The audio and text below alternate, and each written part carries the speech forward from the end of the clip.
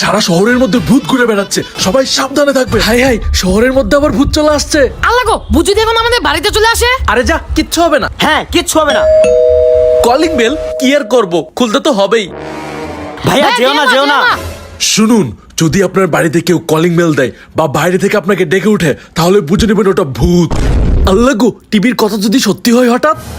ভাইয়া দরজা খোলো না, খোলো না। কি আর করবো, দেখ বারবার কলিং বেল দিচ্ছে। তবু ভাইয়া যেও না। কি রে, দরজা খুলতে এত লেট কেন? ও দোস্ত তুই, আমি তো ভাবছিলাম ভূত। উফ, বাঁচলাম। আচ্ছা আয় আয়, রুমে রুমে। আচ্ছা দোস্ত, এখানে বস। দোস্ত, টিভির এই অনুষ্ঠানটা দেখ, কত ভয়ানক। অনেক মধ্যরাতে আপনার আত্মীয় স্বজন কিংবা আপনার বন্ধু বান্ধবের রূপ ধরেও ঘরে প্রবেশ করতে পারে ভূত।